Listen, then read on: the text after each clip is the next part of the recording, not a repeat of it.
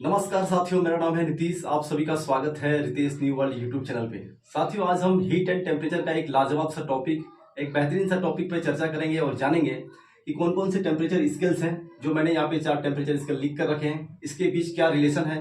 Human body का normal temperature जो है, बॉडी टेम्परेचर 37 डिग्री सेल्सियस होता है, उसको किस प्रकार से अलग अलग टेम्परेचर स्केल पे इसको निकाल सकते हैं। इसके अलावा अगर किन्हीं दो वस्तुओं के बीच अगर टेम्परेचर डिफरेंस दिया हुआ हो सेल्सियस पे, तो उसको फ़ारेनहाइट में टेम्परेचर डिफरेंस कैसे निकाल सकते हैं। डायरेक्ट फॉर्मूला भी मैं बताऊंगा।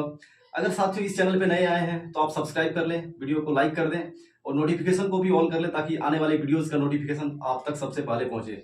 तो चलिए साथियों, स्टार्ट करते हैं। बचपन में आप पढ़े होंगे ये formula C+273 equal to kelvin. अगर सेल्सियस का वैल्यू कुछ भी दिया हो, आप कुछ भी दिया हुआ हो, मान लीजिए ह्यूमन बॉडी का टेम्परेचर ही दिया हुआ है 37 डिग्री सेल्सियस, इसको 273 जोड़ देंगे तो ये केल्विन में चेंज हो जाएगा। ये तो हम जानते हैं, बचपन से पढ़ के आए हैं। इसके अलावा इन टेम्परेचर स्केल के बीच में क्या रिलेशन है उसको जानेंगे। तो चलिए साथियों, जानते हैं इनके बीच क्या रिलेशन है। आपने रीमर पैमाने के बारे में बहुत कम सुना होगा। ये सेल्सियस, फ़ारेनहाइट, केल्विन, रीमर, ये जो टेम्परेचर स्केल दिख रहे हैं, ये साइंटिस्ट के नाम पे ही है। इसके बीच जो रिलेशन होता है वो एक फॉर्मूला है C/5 equal to F minus 32/9 equal to Reaumur by 4 equal to K minus 273/5। इस फॉर्मूला की सहायता से जो है आप कोई भी टेम्परेचर स्केल को निकाल सकते हैं। यहाँ पे कोई भी टेम्परेचर स्केल, इस टेम्परेचर स्केल की सहायता से आप किसी भी टेम्परेचर स्केल का वैल्यू निकाल सकते हैं, जैसे कि मैंने यहाँ पे लिख दिया है। अब आपको जिसमें कन्वर्ट करना है उसको ले लेना है। जैसे ह्यूमन बॉडी का टेम्परेचर ही निकालना है आपको, तो उसको भी निकाल सकते हैं आप। चलिए हम एक कोई वैल्यू लेते हैं और सेल्सियस में उसको जो है निकालते हैं। फ़ारेनहाइट में दिया हुआ मान लीजिए वैल्यू एक कोई भी ले लेते हैं, और जिसमें कि ये जो है वैल्यू निकाल सकते हैं, 9 से डिविजिबल हो जाएगा।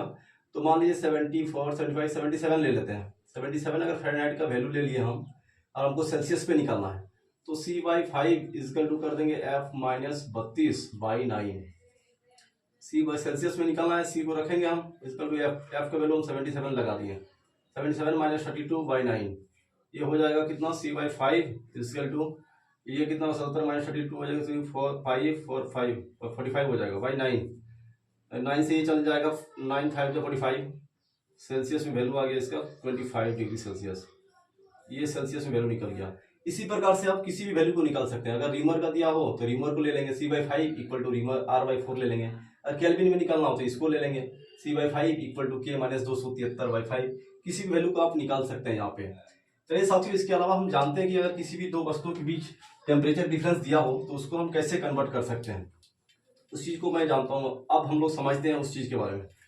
जैसे मान लीजिए किन्हीं भी दो वस्तुओं के बीच अगर टेम्परेचर डिफरेंस अगर सेल्सियस पे दिया हुआ हो, मान लीजिए दिया हो 40, ये दिया हो 25 डिग्री सेल्सियस मान लीजिए, इसको डेल्टा एफ, इसको डेल्टा सी लिख सकते हैं, और डेल्टा एफ हमको निकालना है। तो डेल्टा एफ को हम कैसे निकाल सकते हैं, डायरेक्ट भी फॉर्मूला है। पहले एक काम कर सकते हैं कि टेम्परेचर डिफरेंस अगर सेल्सियस पे 25 डिग्री सेल्सियस दिया हुआ है, तो फ़ारेनहाइट में क्या करेंगे, अलग अलग वैल्यू निकाल लेंगे पहले, उसके बाद उसका डिफरेंस निकाल देंगे, निकल जाएगा वैल्यू। तो डेल्टा सी अगर 25 डिग्री सेल्सियस दिया हुआ है तो एक वैल्यू हम लोग ले लेते हैं 100 ले लेते हैं, और एक वैल्यू ले लेते हैं हम लोग 75। तो 100 और 75 का वैल्यू डिफरेंस कितना हो जाएगा, 25 डिग्री सेल्सियस आ जाएगा। और हम लोग ये वाला फॉर्मूला लगा देते हैं, C/5 equal to F minus 32/9, और एक बार लगा देंगे इस साइड में C/5 equal to F minus 32/9। दो अलग अलग फ़ारेनहाइट वैल्यू निकल जाएगा। ये सेल्सियस का वैल्यू मान दिया हुआ है, ये दिया हुआ है 100 और 75 ले लिए, तो 25 का डिफरेंस आ जाएगा इसमें। अगर यहाँ पे हम लिखा 100/5 करते हैं इक्वल टू F माइनस 32/9, तो ये कितना हो जाएगा, 20 25 100 हो जाएगा, 9 दूनी 18, 180 और 32 को इधर ले आएंगे, प्लस हो जाएगा इक्वल टू फ़ारेनहाइट। ये कितना वैल्यू हो जाएगा, 2 हो जाएगा, 1 हो जाएगा, और 212 हो जाएगा। फ़ारेनहाइट का वैल्यू 212 निकल गया। और एक वैल्यू हमको यहाँ से निकाल लेना है। यहाँ पे अगर 75 लिखते हैं, 75/5 इक्वल टू हो जाएगा F माइनस 32/9। ये 15 5 75 हो जाएगा, और 15 9 कितना होता है 135, 135 प्लस 32 इक्वल टू फ़ारेनहाइट में F हो जाएगा। F का वैल्यू कितना हो जाएगा, यहाँ से 5 2 7 हो जाएगा, 6 हो जाएगा, 167 हो जाएगा। ये दो वैल्यू हम फ़ारेनहाइट में निकाल लिए। अब हम क्या करेंगे कि इसका डिफरेंस निकाल लेंगे। ये 212 और 167 का डिफरेंस कितना होगा देख लेते हैं, यहीं पे सामने देख लेते हैं। 167, 12 में 7 जाएगा, 5 हो जाएगा, 4 हो जाएगा, 0 हो जाएगा, 45। 45 आ गया, ये डेल्टा एफ का वैल्यू आ गया 45।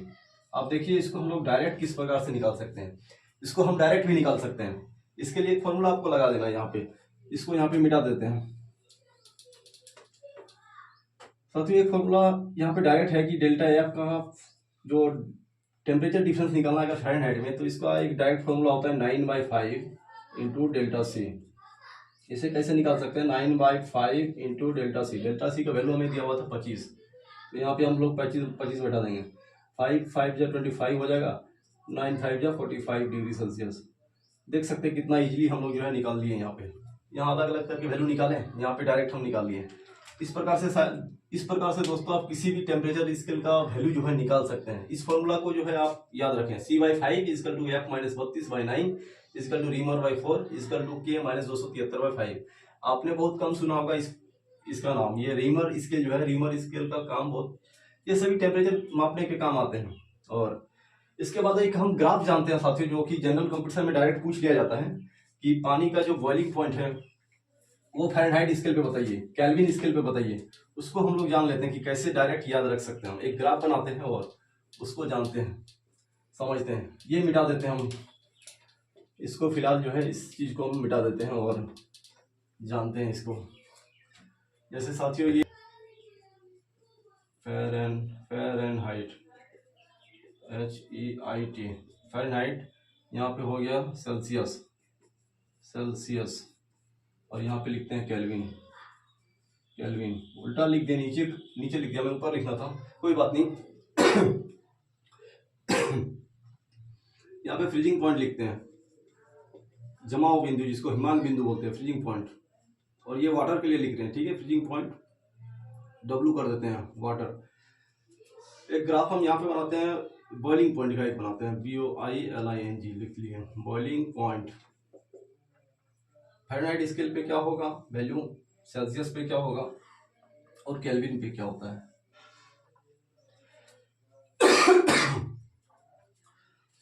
फ़ारेनहाइट स्केल पे जो वैल्यू है, फ्रीजिंग पॉइंट, आपने बचपन से ये तो जरूर पढ़ते हुए आए हैं आप कि सेल्सियस पे जो है पानी का जो फ्रीजिंग पॉइंट है वो 0 डिग्री सेल्सियस होता है, और 100 डिग्री सेल्सियस पे जो है पानी उबलने लगता है। तो ये तो इजीली याद हो गया आपको। यहाँ पे फ़ारेनहाइट पैमाने पे क्या है कि फ़ारेनहाइट पैमाने पे 32 डिग्री फ़ारेनहाइट पे जो है पानी जमता है, और 212 डिग्री फ़ारेनहाइट पे जो है पानी उबलता है। फ़ारेनहाइट पैमाने पे डायरेक्ट पूछा जाता है एग्जाम में कि पानी का जो बॉइलिंग पॉइंट है वो फ़ारेनहाइट पैमाने पे कितना है, तो आप डायरेक्ट बता सकते हैं 212 डिग्री फ़ारेनहाइट। केल्विन में पूछे तो यहाँ पे इसका फ्रीजिंग पॉइंट जो है 273 केल्विन होता है, और अगर बॉइलिंग पॉइंट 373 केल्विन हो जाता है, ठीक है।